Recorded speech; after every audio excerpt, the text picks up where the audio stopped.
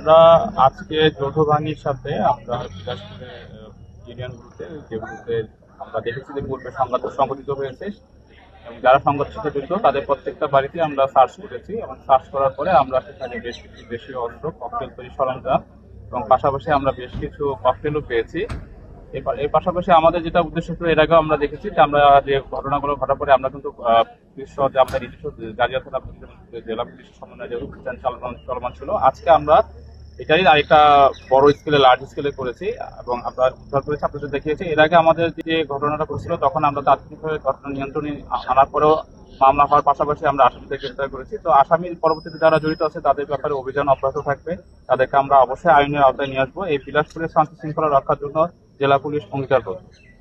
এটা হচ্ছে প্রাথমিকভাবে যে বিভিন্ন তথ্য জানা যাচ্ছে যে তারা হচ্ছে বিভিন্ন মাধ্যমে এই সংগ্রহগুলো করে থাকে। সংগ্রহগুলো যে রুটগুলো আছে সেই রুটগুলোকে হচ্ছে আমরা পর্যায়ক্রমে এগুলো আমাদের নজরদারির ভিতরে নিয়ে আসবো।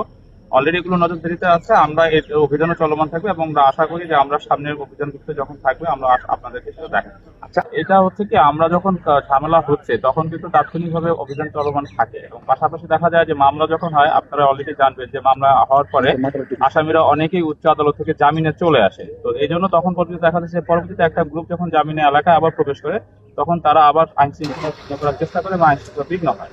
তো একজন ব্যক্তি যখন জামিনে আসে তাকে তো আমাদের সেই আইনি সুরক্ষার ভিত্তিতে আমরা তাদের তখন তাৎক্ষণিকভাবে কোনো আইন পদক্ষেপ নিচ্ছি না। যদি সে ভায়োলেট করে তখন আমরা তার জামিন বাতিলের জন্য যে প্রসিডিউর সেটা আমরা ফলো করি।